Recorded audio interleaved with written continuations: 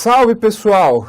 Olá, muito prazer. Se você não me conhece, eu sou o professor Felipe Lizardo e hoje estou aqui para corrigirmos juntos a prova que acabou de acontecer do TRE Minas Gerais para técnico judiciário, área administrativa. Agora a gente vai corrigir direito eleitoral. Pessoal, olha só, algumas questões sobre essa prova para a gente iniciar. Bom, foi uma prova de um nível bem fácil, sem grande dificuldade, né, como a gente já imaginava, com o Suplan, para aqueles que foram meus alunos no curso que nós tivemos aqui no NEAF.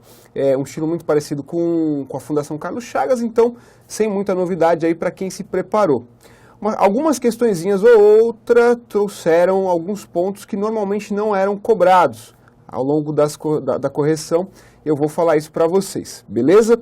E tem algumas que são passíveis de anulação ou de mudança de gabarito, pelo menos, e a gente vai pontuar isso também ao longo aqui da nossa aula, ao longo da nossa correção. Maravilha?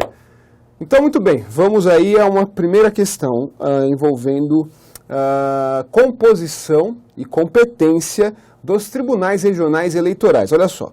Os tribunais regionais eleitorais possuem competência originária determinada por quem mesmo? Pelo Código Eleitoral. Tudo bem. Dentre as quais encontram-se o registro, e o cancelamento do registro de candidaturas. Pessoal, olha só, sempre que eu falo em registro de candidatura envolvendo competência do Tribunal Regional Eleitoral, eu estou me referindo a eleições no âmbito estadual. Dessa forma, pessoal, quem possui competência para registrar em eleições estaduais é o Tribunal Regional Eleitoral. E quais são os cargos que são submetidos aí à escolha dos eleitores em eleições estaduais? Moleza, né? Cargo de deputado estadual, deputado federal, deputado distrital, no caso do Distrito Federal, governador de estado e também senador. Então, previsão lá do artigo 29, inciso 1º, do Código Eleitoral, compete aos tribunais regionais eleitorais o registro da candidatura de eleições para o Estado, ok? Eleições em âmbito estadual. Portanto, a alternativa correta aqui era a alternativa D. Em relação à alternativa A, alternativa B, a competência para o registro e cancelamento do registro não é do TRE, mas sim do juiz eleitoral, ok? A gente precisa lembrar, né, em eleições municipais, quem tem a competência para fazer o registro de candidatura é o juiz eleitoral, ok? Previsão também lá do artigo 35, inciso 12 do Código Eleitoral. Portanto, a alternativa correta é a alternativa D de dado. E aí, conselheiro, né, pessoal, essa não tem muita aplicabilidade, porque não há, via de regra, nenhum cargo político eletivo, né, que é submetido à eleição de conselheiro em relação à competência dos juízes eleitorais, competência também dos tribunais eleitorais. Tá, ok? Muito bem. Vamos então para mais uma questão da prova aí do TRE de Minas Gerais, concurso para técnico judiciário. Olha só, o Estado T pretende organizar os serviços eleitorais que atuam no seu território e o chefe do Poder Executivo local encaminha à Assembleia Legislativa projeto de lei nesse sentido. Nos termos da Constituição Federal, a competência para legislar sobre matéria eleitoral, ela é o quê? Pessoal, essa é uma questão tipicamente envolvendo o direito constitucional. Essa prova aqui do TRE de Minas para técnico, ela não fez uma divisão por tópicos de matérias. Então, ao longo da prova, você tinha questões variadas envolvendo várias matérias, né? Normalmente, as bancas costumam fazer um bloco de questões dividindo aí cada matéria, direito eleitoral, direito constitucional, direito administrativo. Essa prova não, abarcou bastante coisa. Mas, em que pese essa ser uma questão típica, envolvendo competência constitucional, é legal a gente trabalhar ela aqui também em direito eleitoral. Por quê, pessoal? Porque é importante a gente ter claro que a competência para legislar em direito eleitoral é uma competência privativa da União, ok? Então não há o que se falar sobre competência concorrente com o Estado ou com o município. Sempre que se tratar de legislação eleitoral, essa legislação vai ser uma legislação federal. em razão do princípio estabelecido no artigo 22 da Constituição, já que a matéria direito eleitoral, qualquer lei que versar sobre o direito eleitoral, é competência privativa da União. Então, portanto, a alternativa correta aí, alternativa A, sem muita dificuldade, ok? Muito bem, pessoal, até aqui tranquilo, né? Questõezinhas simples, sem grande dificuldade. Vamos para mais uma, olha só. Hélio, após longa carreira profissional na área de exatas, resolve mudar o rumo e realizar um curso de ciência política, tendo se deparado com o estudo das diversas formas de sufrágio, vamos grifar aqui, ó, já adotadas no país. Muito bem, ficou surpreso ao verificar que a existência de bens de raiz ou imóveis já constou como requisito para o exercício do voto, bem como a proibição de participação dos mendigos no processo de votação. Esse sistema antigo foi superado pelas modernas constituições e atualmente vigora a forma de sufrágio considerada. Bom, questão interessante, né? Contou aqui uma historinha do Hélio e aí rememorou aqui para a gente aquilo que já foi vigente no nosso país, que era um voto censitário, né? A pessoa, para poder exercer o voto, exercer o direito de sufrágio, lembrando que sufrágio não se confunde com voto, ok? Sufrágio é um direito de participação política, é o direito de ser votado e o direito de votar. O voto é o exercício desse direito, de uma parcela desse direito, ok? Mas no Brasil já vigorou um sufrágio restritivo. E hoje, pessoal, a nossa Constituição, ela assegura o sufrágio universal, ok? O artigo 14 vai dizer para a gente que a soberania popular, ela é exercida por meio do sufrágio, por meio do voto direto e secreto, com valor igual para todos, e a democracia, a soberania popular é exercida também de uma forma direta, por meio de plebiscito, iniciativa popular e também o referendo. Mas especificamente aqui ao sufrágio, a Constituição assegura que o sufrágio é universal. Diferente do que já ocorreu no nosso país, em que o sufrágio ele era restrito. Existiam algumas condições econômicas, culturais para uma pessoa poder votar. Como era a Constituição de 34, que excluía os mendigos, e também a Constituição do Império, que exigia uma renda mínima anual para que a pessoa pudesse votar. O voto universal é o contrário disso. O sufrágio universal, melhor dizendo, né, lembrando que não confundamos.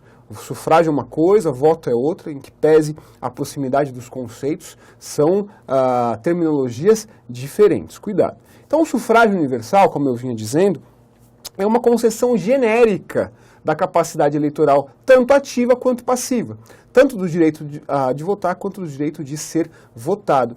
Eventuais restrições que existam dizem respeito a situações que naturalmente impedem o indivíduo de participar da vida política do país, ok? Então a gente tem a questão, por exemplo, dos analfabetos que não podem exercer a capacidade eleitoral passiva, ou seja, o direito de ser votado. Podem votar, mas não podem exercer o direito de ser votado. Por quê? Porque exige-se que para a pessoa ocupar um cargo público político eletivo, ela precisa minimamente saber ler, né? Senão ela não vai conseguir desempenhar ali o seu papel de legisladora ou de chefe do poder executivo. Beleza?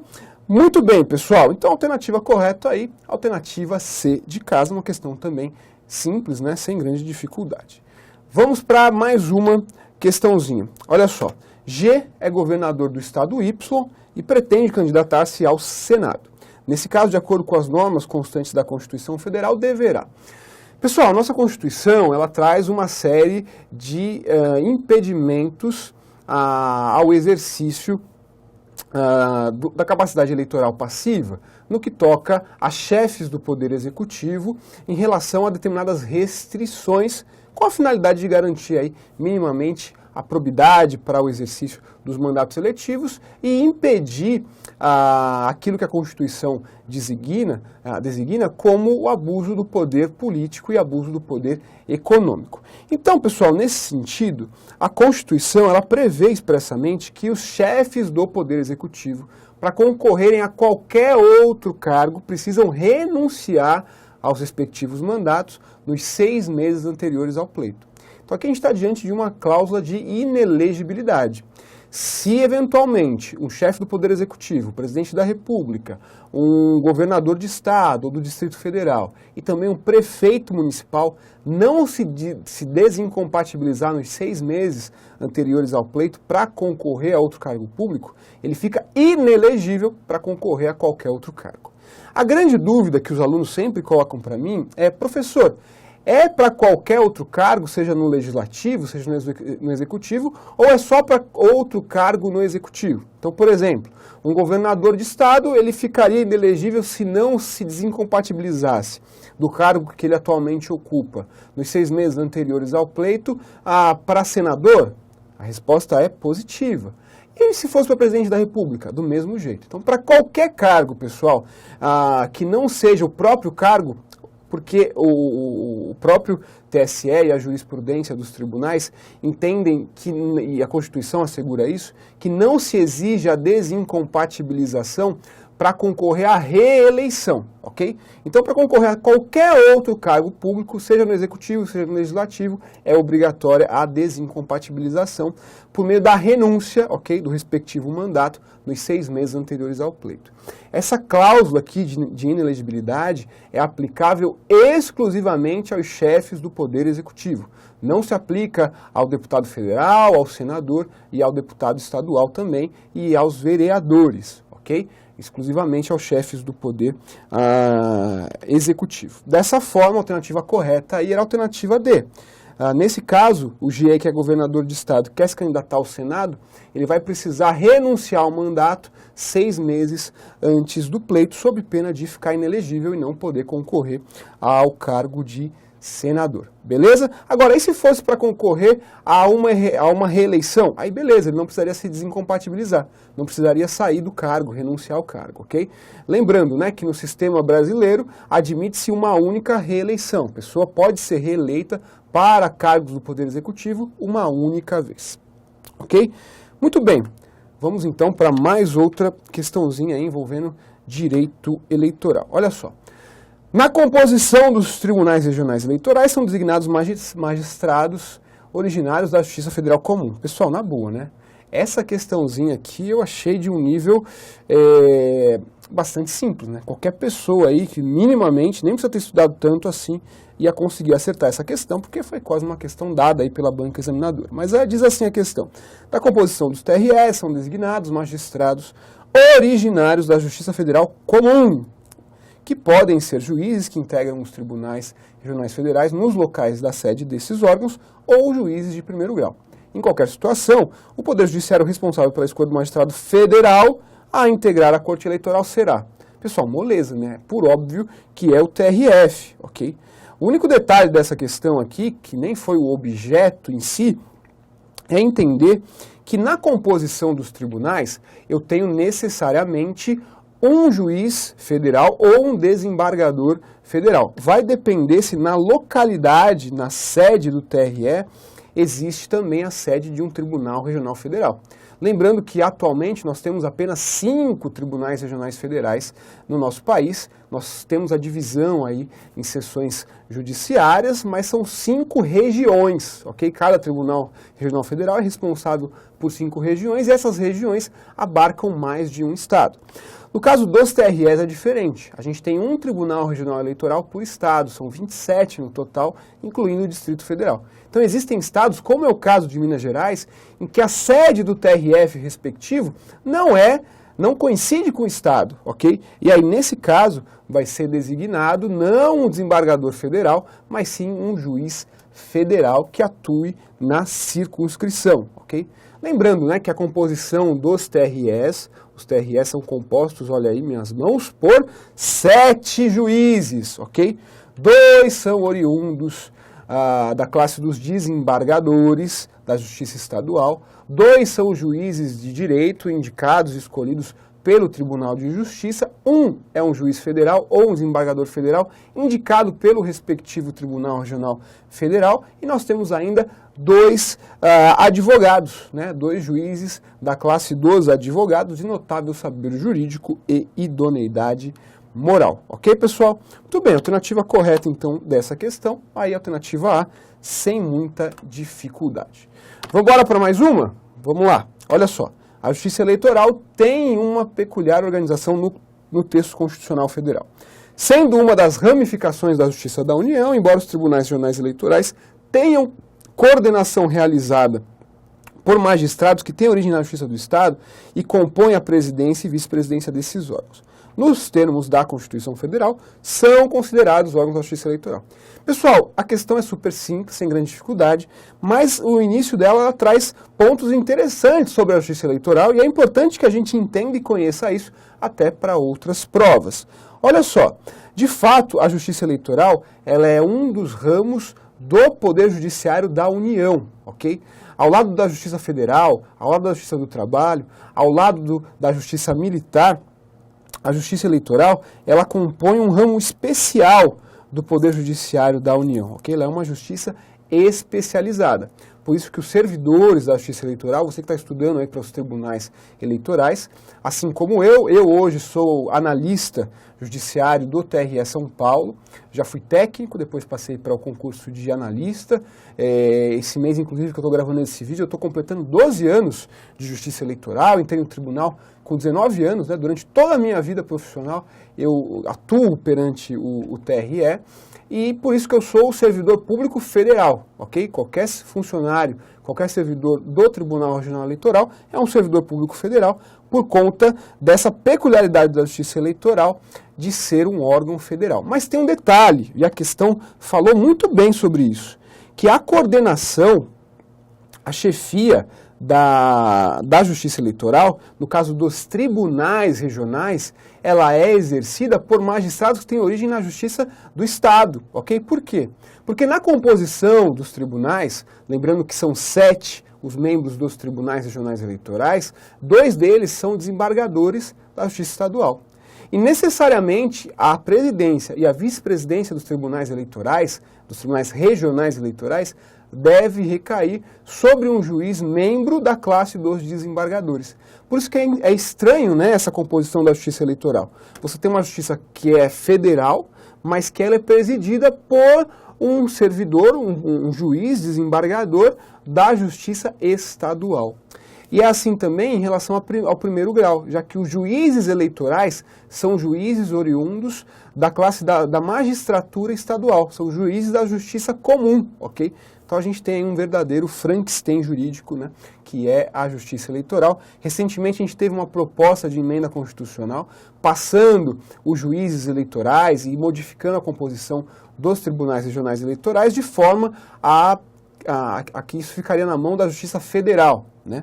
Então os juízes eleitorais seriam juízes federais e haveria também uma modificação em relação à composição dos juízes que fazem parte da corte, né, dos tribunais regionais eleitorais. Mas pessoal, voltando aqui à questão entendida, né, aproveitando esse momento para fazer aí uma breve introdução sobre a composição da Justiça Eleitoral e as peculiaridades da Justiça Eleitoral, se você ainda não teve a oportunidade de estudar isso com mais vagar, o fato é que a Justiça Eleitoral é composta por 4 órgãos, ok? 3 desses órgãos são órgãos colegiados e apenas um é um órgão monocrático. Então nós temos o Tribunal Superior Eleitoral, que é o órgão principal, é o órgão de cúpula da Justiça Eleitoral, é dele que emanam todas as diretrizes, é ele que faz toda a coordenação da Justiça Eleitoral. Depois nós temos os Tribunais Regionais Eleitorais, que, como eu disse, nós temos um TRE por estado, sendo 27 no total, incluindo o Distrito Federal. Nós temos os juízes eleitorais, que são aqueles juízes que atuam perante as zonas eleitorais, órgãos de primeiro grau da Justiça Eleitoral, e é o único órgão monocrático, ok? Todos os demais órgãos são colegiados. E por último nós temos as juntas eleitorais, que têm a função de atuar na apuração das eleições e também diplomar os candidatos nas eleições municipais. Portanto, pessoal, a única alternativa correta era a alternativa A. São órgãos da Justiça Eleitoral, os juízes eleitorais e as juntas, já que juízes e comarcas, a alternativa B está errado, né? Comarca não é um órgão da Justiça Eleitoral. Tribunal Superior do Trabalho, muito menos, em municípios eleitorais não existe isso. Tribunal Regional Eleitoral está certo, mas circunscrição eleitoral não é um órgão da Justiça Eleitoral, mas sim uma divisão do Estado brasileiro em circunscrições eleitorais. Beleza? Muito bem, pessoal. Vamos para mais uma questão, então. Uma questão agora envolvendo partidos políticos. Lembrando que os partidos políticos, eles estão regulamentados pela Lei 9.096 de 95, que é a Lei Orgânica dos Partidos Políticos, mas, a Constituição Federal, ela traz também expressamente uma série de diretrizes no que toca aos partidos políticos, inclusive traz, sim, regulamentações que são aplicáveis de plano. Olha só, os partidos políticos são dotados de autonomia e devem, nos seus estatutos, regular a disciplina e a fidelidade partidária. Muito bem. Após a sua regular Constituição, de acordo com a lei civil, deve, de acordo com a Constituição Federal, registrar o seu estatuto no... Pessoal, questãozinha fácil também, né? Mas vamos aqui aproveitar para tratar de alguns pontos. E essa questão traz um detalhe quando ele fala da autonomia dos partidos políticos. Esse é um detalhe, entre aspas, mas é uma prerrogativa que os partidos possuem, assegurada pela Constituição Federal. A própria jurisprudência do STF entende que a autonomia conferida pela Constituição cria aí uma esfera que a Justiça Eleitoral não tem como se manifestar sobre questões interna corporis. A palavra que a jurisprudência do STF usa é que é indefasável, já até me fugiu aqui a palavra correta, mas é indefassável, a autonomia dos partidos políticos, né? Tamanha é a prerrogativa que os partidos possuem de não terem um controle ideológico pelo Estado, de terem autonomia para se organizarem e para adotar os critérios de escolha, inclusive dos seus candidatos e das coligações, respectivamente. Agora, pessoal, o partido político, a natureza jurídica do partido político é de um órgão que é uma pessoa jurídica, de direito privado, Por isso que a personalidade jurídica do partido político obedece à forma da lei civil. O partido, inicialmente, ele precisa se registrar perante o cartório de registro civil das pessoas jurídicas da capital federal. Nesse momento, ele obtém a personalidade jurídica. Mas, para que ele exista de fato, é necessário que ele registre os seus estatutos perante o Tribunal Superior Eleitoral, Então, o registro do estatuto dos partidos políticos é feito perante o Tribunal Superior Eleitoral, obedecidas aí uma série de requisitos e critérios para que, ao final, o partido consiga obter o registro perante o TSE. E é somente o registro perante o TSE que assegura ao partido político a participação no processo eleitoral, Somente um partido que possua registro do TSE é que pode apresentar candidatos, é que pode receber recursos do fundo partidário, é que pode ter acesso gratuito à propaganda eleitoral no rádio e na televisão. Na verdade, propaganda partidária, né? No rádio e na televisão. Portanto, pessoal, questão moleza, a alternativa correta era a alternativa C de casa, beleza? Muito bem, J é juiz eleitoral, vamos para mais uma questão, já estou aqui emendando, em outra questãozinha, vamos lá. J é juiz eleitoral, sendo membro efetivo do Tribunal Regional Eleitoral, VV, e está sendo acusado de cometer crime eleitoral. Opa! Nos termos do Código Eleitoral, a competência para o seu julgamento será. Pessoal, aqui nós temos um problema. Por quê? Porque o Código Eleitoral é uma lei bastante antiga. O Código Eleitoral é a Lei 4737 de 1965. Então, repare que o Código foi editado muito antes da Constituição Federal. E por conta disso, em vários pontos, o Código Eleitoral não foi recepcionado pela Constituição em razão da Constituição estabelecer diretrizes diferentes. E aqui nós temos um caso. Por quê? Porque pelo Código Eleitoral, lá no artigo 22, inciso 1º, compete ao TSE, ao Tribunal Superior Eleitoral, a julgar de forma originária, processar e julgar originariamente os crimes eleitorais e comuns que lhes forem conexos, cometidos pelos seus próprios juízes e pelos juízes dos tribunais regionais federais. Acontece que a Constituição Federal disse de forma diferente. A Constituição estabeleceu que compete ao STF processar e julgar originariamente as infrações penais e comuns nos crimes praticados por membros dos tribunais superiores. Então, membros do TSE são julgados pelo STF. Por quê? Porque a jurisprudência do STF, ao contrário do que diz o Código Eleitoral, entende que no caso de crime eleitoral, os crimes eleitorais são uma espécie de crimes comuns, ok? Então a jurisprudência do STF e também do TSE, inclusive a própria doutrina, entende que houve uma alteração na competência para julgar tanto os membros do Tribunal Superior Eleitoral quanto os membros dos tribunais regionais eleitorais no que toca ao cometimento de crimes eleitorais, ok? Em relação aos membros do TRE, a competência não é mais do TSE pela jurisprudência e pela doutrina majoritária. A competência é do STJ, ok? Nos crimes comuns e nos crimes de responsabilidade, a competência para julgar é do STJ e aí a jurisprudência entende que crime eleitoral é uma espécie de crime comum e por conta disso a competência é do STJ, nesse caso aqui dos membros do Tribunal Regional Eleitoral.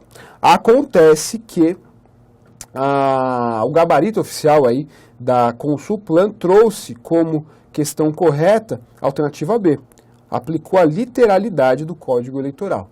Eu entendo que essa questão deva ser ou anulada ou então deva haver aí uma alteração de gabarito, porque a resposta correta é a resposta de dado. Pela jurisprudência, pela doutrina majoritária, compete ao STJ julgar os membros do Tribunal Regional Eleitoral. Agora tem um outro detalhe aqui que pode eventualmente levar ao cancelamento dessa questão, à anulação dessa questão, que é a seguinte: J é juiz eleitoral sendo membro efetivo do Tribunal Regional Eleitoral.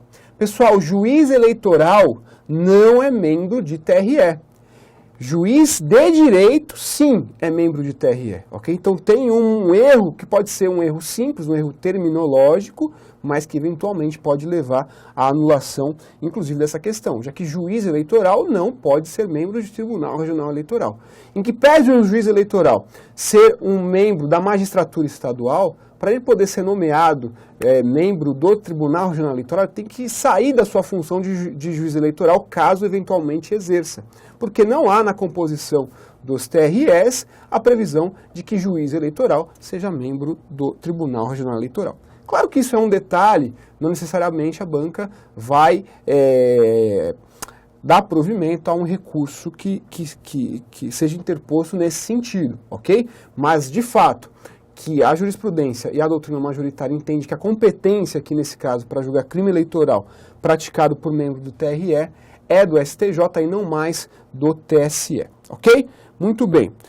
Vamos para mais uma questãozinha, pessoal. Olha só. Os juízes eleitorais têm inúmeras competências de acordo com o Código Eleitoral, dentre as quais a de dividir a zona eleitoral em... Pessoal, olha só, aqui é uma questão de bom senso. Áreas eleitorais, já ouviu falar disso? Não, nem eu. Sessões eleitorais, opa, essa eu já ouvi falar. Inclusive, se você pegar o seu título eleitoral, você vai ver que lá tem um número da sua sessão eleitoral. Setores eleitorais, nunca ouvi falar.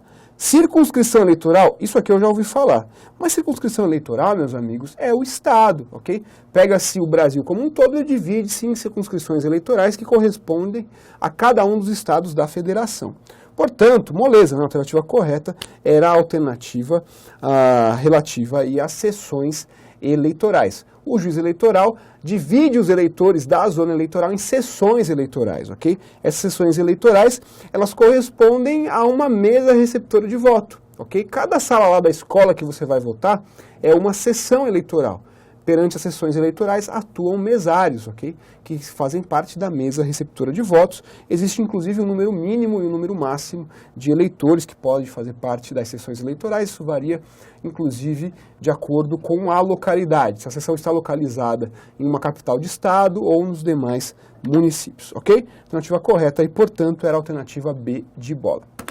Mais uma questãozinha aí pra gente da prova do TRE de Minas, para técnico judiciário, área administrativa. Olha só, de acordo com a resolução TRE 803, lembrando, né, que essa resolução aqui de número 803, ela é uma resolução que regulamenta os cartórios eleitorais e os juízos eleitorais lá do TRE de Minas Gerais, e essa questãozinha aqui nada mais do que a literalidade dessa resolução, ok? Como a gente sempre imagina quando se trata de um normativo muito específico, né? Assim como acontece no caso dos regimentos internos, normalmente o que se cobra são apenas a literalidade de alguns dispositivos. E aqui não foi diferente. Então, de acordo com a resolução 803, nas ausências ou impedimentos do corregedor regional eleitoral, ou em caso de urgência, a designação do novo titular da jurisdição eleitoral incumbirá. Pessoal, primeira coisa, a jurisdição eleitoral, ela compete a um juiz de direito, a gente já falou sobre isso anteriormente, mas a designação desse magistrado é feita pelo corregedor regional eleitoral. O corregedor é uma figura importante nos tribunais regionais eleitorais. No caso de Minas Gerais, inclusive, ele é o vice-presidente do tribunal, é um dos desembargadores da Justiça Estadual, que fazem parte da composição do tribunal, e compete a ele designar os magistrados que atuarão perante as zonas eleitorais. E aí, nas suas ausências ou impedimentos, caberá ao juiz mais antigo do tribunal, ok? Fazer aí a nomeação ou a designação da titularidade da jurisdição eleitoral. A alternativa correta era a alternativa B de bola, ok? Beleza? Vamos então para mais uma questão. Ânimo aí, pessoal! Vamos corrigir essa prova, porque eu tenho certeza que muita gente foi muito bem. Bom, de acordo com o Código Eleitoral, o TSE é formado por magistrados que têm origem em diversos outros órgãos do Poder Judiciário, vez que o nosso sistema não possui uma carreira própria para a magistratura eleitoral. Pessoal, aqui um detalhe importante, também bastante interessante. A Justiça Eleitoral, ela não possui um quadro próprio de juízes, ok? Os membros da Justiça Eleitoral são oriundos de outros órgãos do Poder Judiciário, ou da advocacia, ou inclusive pessoas comuns do povo, como é o caso das juntas eleitorais, que tem na sua composição cidadãos. Ok? Então, meus amigos, isso é um princípio importante que deve ser observado por qualquer pessoa que está estudando aí direito eleitoral. Então, olha só, na composição do TSE atuam X ministros dentre os ministros do Supremo Tribunal Federal. Pessoal, vamos dar uma olhadinha aqui rapidinho na composição do TSE. O TSE é composto por, no mínimo, cuidado, a Constituição fala em, no mínimo, 7 membros. 3 oriundos do STF, 2 oriundos do STJ e 2 oriundos da classe dos magistrados. A alternativa correta, portanto, aí é a alternativa B de bola, moleza, né? Pessoal, esse tipo de prova, como eu já havia alertado em aula, cobra muito organização e competência da Justiça Eleitoral. Por isso que durante as nossas aulas a gente bateu bastante nessa tecla e aí está demonstrado que de fato acontece, porque muitas questões dessa prova envolveram a organização e competência da Justiça Eleitoral. Vamos para mais uma? Vamos lá. Olha só, dentre as competências do TRE está a de elaboração de modelos de boletins e mapas de apuração, a fim de que estes atendam às peculiaridades locais, encaminhando os modelos para aprovar ou impugnações formuladas pelos partidos à decisão do Tribunal Superior. Nesse caso, de acordo com o Código Eleitoral, o tribunal deverá ouvir. Pessoal, olha só, essa é uma questãozinha que foi muito ruim. Por quê? Porque ela pegou um assunto que na prática não acontece mais. Com a votação eletrônica, a gente não tem mais a figura desses boletins e mapas de apuração. O que existe é um boletim de urna, tem a fixação desses boletins de urna nas juntas eleitorais, mas mapa de apuração, como era antigamente, não existe. Mesmo assim, a banca examinadora foi buscar esse assunto, que está previsto, sim, expressamente lá no Código Eleitoral, no artigo 30, inciso 19, e inclusive esse dispositivo foi incluído no Código Eleitoral em 1966. Para você ter uma ideia como isso aqui é antigo e não tem mais a menor aplicabilidade em relação às eleições atualmente, né? Tanto que em aula dificilmente eu toco nesse ponto. Nos próximos concursos vou precisar voltar a tocar, né? Porque já que foi matéria de prova, a gente tem que sempre tomar cuidado, ok? Mas olha só, no caso aí, o que a questão queria saber era quem o tribunal ouve na elaboração desses modelos de boletins e mapas. E aí, pessoal, se a gente tivesse um pouquinho, né, de bom senso, daria para a gente chutar que são os partidos políticos, ok? Porque esses são os principais interessados aí na apuração das eleições. E detalhe, né, sempre quando há consulta a outros órgãos, ou é ao Ministério Público, ok? Ou são aos partidos. Geralmente os dois. É o que acontece, por exemplo, na auditoria dos sistemas eleitorais, na votação eletrônica, né? Sempre participam os partidos políticos e também o Ministério Público representando a sociedade. Nesse caso, a alternativa correta era a alternativa C de casa, conforme textual aí do artigo 30, inciso 19, a linha E do Código Eleitoral. Beleza?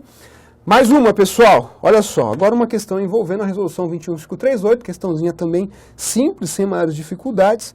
A 21538 diz que o cidadão, aliás, a pessoa, né, que não se alistar até os 19 anos, ela vai incorrer em multa. Então o prazo para o brasileiro nato se alistar é até a data em que ele completar 19 anos, por previsão expressa da resolução 21538. Né? No caso do naturalizado, ele tem um ano após a naturalização para adquirir o seu alistamento eleitoral, para se alistar enquanto eleitor. E no caso do brasileiro nato, ele tem até a data em que completar 19 anos para se alistar como eleitor. Beleza? A alternativa correta aí era a alternativa de dado, sem muita dificuldade, não é mesmo?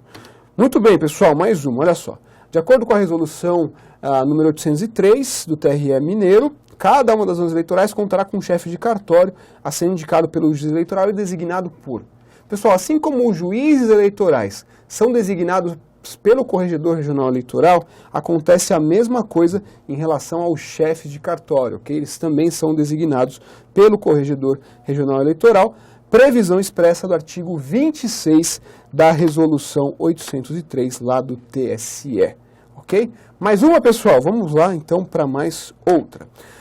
Bom, Fábio tem ciência de irregularidade na eleição proporcional ocorrida no estado Y e deseja obter informações sobre os requisitos para impugnação do mandato eletivo. Pessoal, uma questão envolvendo a ação de impugnação ao mandato eletivo, sem muita dificuldade aqui, bastaria ter um mínimo de bom senso também. Por óbvio, né, qualquer ação envolvendo as eleições, a competência é da Justiça Eleitoral, ok? Então, sabendo isso, é claro que a ação de impugnação ao mandato eletivo, prevista lá no artigo 14, parágrafo 10º da Constituição Federal, ela é de competência da Justiça Eleitoral, ok? A alternativa correta aí era a alternativa de dado, moleza, né? Sem muita dificuldade. Mais uma, gente, olha só. Pedro pretende integrar o TRE na categoria de jurista. Pessoal, a questão aqui não tinha muita dificuldade, bastaria que você se lembrasse de que no caso dos membros da advocacia, quem faz a nomeação não é o Tribunal de Justiça, não é o presidente do TRE, nada disso. É o presidente da República. Qualquer juiz membro dos tribunais eleitorais, seja do TSE, seja dos tribunais regionais eleitorais, da classe dos magistrados, aliás, da classe dos advogados, e a gente sempre tem 2 juízes da classe dos advogados, ok, nos tribunais eleitorais, a nomeação é feita sempre pelo presidente da República. A alternativa correta, portanto, era a alternativa B de bola, ok? Muito bem, mais outra? Rapaz, tinha questão pra caramba de eleitoral nessa prova, né? Que bom, porque quem se preparou se deu bem. Olha só, existem pessoas que, por variados motivos, cujo alistamento eleitoral é proibido ou facultativo. Em razão disso, dentre a competência dos juízes eleitorais está fornecer, de acordo com o Código Eleitoral, o que, pessoal? Essa também é uma questãozinha que não costuma ser muito cobrada.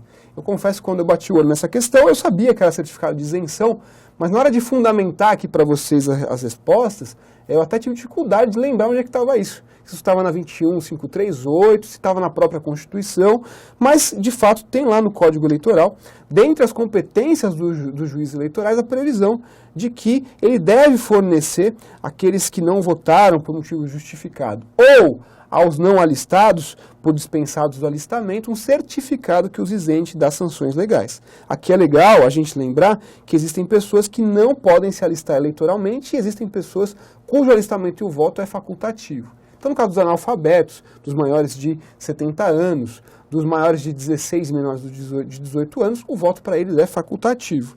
Existem pessoas que não podem se alistar eleitoralmente, os conscritos e também os estrangeiros. Conscrito, para você que não sabe, é aquela pessoa que está prestando o serviço militar obrigatório. Durante a prestação do serviço militar obrigatório, ela não pode se alistar eleitoralmente. Então, nesses casos, o juiz eleitoral deve expedir um certificado, e esse certificado é um certificado de isenção, ok? Não pode ser, vamos lá, declaração de idoneidade, né? Nada a ver. Certificado de irrelegibilidade, piorou. E documento de desincompatibilização também não, né? Aqui dava para chutar tranquilamente se você não soubesse na alternativa A. Muito bem. Nos termos da Lei 9.504, havendo empate na votação para o segundo lugar, o critério de desempate favorecerá o candidato mais Pessoal, aqui uma questãozinha muito mal formulada, né? Vamos combinar. A questão, na verdade, está falando sobre o sistema majoritário por maioria absoluta. No sistema majoritário por maioria absoluta, vence aquele que tiver a maioria dos votos válidos, a maioria absoluta dos votos válidos. Se essa maioria não é obtida, a eleição vai para o segundo turno. Para o segundo turno vão os 2 candidatos mais votados. Se por acaso, antes de ocorrer o segundo turno, houver um impedimento legal ou falecimento de um dos candidatos, é chamado remanescente de maior votação. E se porventura, dentre esses remanescentes, houver algum empate, então vai ser chamado aquele que for o mais idoso, ok? O critério de desempate favorecerá, é claro, o candidato mais idoso. Essa é a alternativa correta e a alternativa A. Moleza também, né? Mais uma, pessoal, olha só.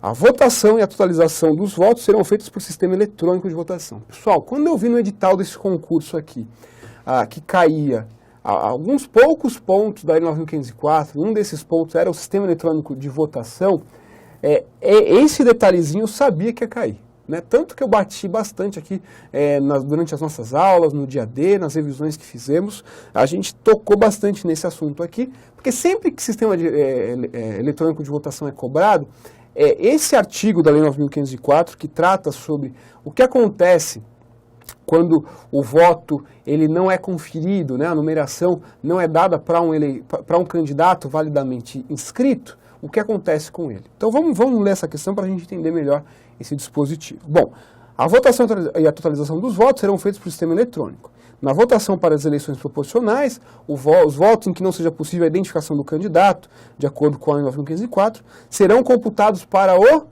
partido do candidato, desde que o número identificador do partido seja digitado de forma correta. Pessoal, aqui também a questão ajudou muito, né? A banca examinadora auxiliou bastante. Em outras provas, outras bancas examinadoras, quando trazem essa questão aqui, que é bastante recorrente, elas vão para um outro caminho. Nesse caso o voto vai ser anulado, nesse caso o voto não vai para ninguém, né? Nesse caso estava óbvio aí, claro, que o voto vai para o partido do candidato por expressa disposição da Lei 9.504, né? O artigo aqui é o artigo 59, parágrafo 2º, na votação para as eleições proporcionais, serão computados para a legenda partidária os votos em que não seja possível a identificação do candidato. E aí, cuidado, né? Desde que o número identificador do partido seja digitado de forma correta. Porque, do contrário, se não for digitado de forma correta o número do partido, aí o voto ele vai ser considerado um voto nulo, ok? Não vai ser um voto válido para nenhum efeito. A alternativa D de dado aí, portanto, era a correta. Muito bem, pessoal. Vamos dar uma olhadinha, então, agora que a gente concluiu aí a parte objetiva de direito eleitoral, na prova discursiva. Estou até com ela aqui.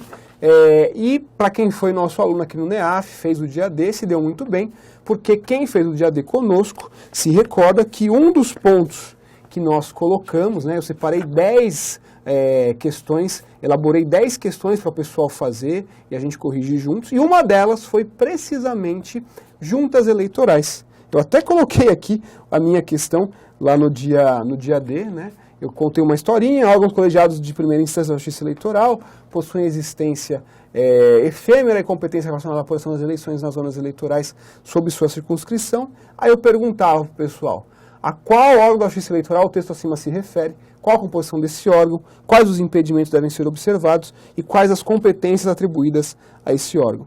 E aí, pessoal, para minha surpresa, ok, e para a felicidade do pessoal que estudou aqui conosco no NEAF, justamente a prova discursiva de direito eleitoral versou sobre juntas eleitorais, ok? E aí, juntas eleitorais não tem muito segredo, né? Você precisava só ter falado sobre o que são as juntas eleitorais, a composição das juntas, lembrando que a junta é um órgão colegiado, composto por um juiz de direito que a preside e por 2 ou 4 cidadãos de notória idoneidade. Você tinha que falar também sobre o prazo para nomeação dos membros da junta eleitoral, que é de 60 dias antes das eleições, e a nomeação é feita pelo presidente do TRE, após aprovação do plenário do tribunal. Há possibilidade também de impugnação, por isso que tem que ser 10 dias antes da nomeação. Os nomes dos membros da junta eleitoral devem ser publicados no Diário Oficial do Estado, ok? Porque qualquer partido pode interpor uma impugnação, e essa impugnação tem que ser feita no prazo de 3 dias depois da publicação. A questão não perguntou para você sobre as vedações, mas perguntou sobre as competências. Isso aqui é muito importante.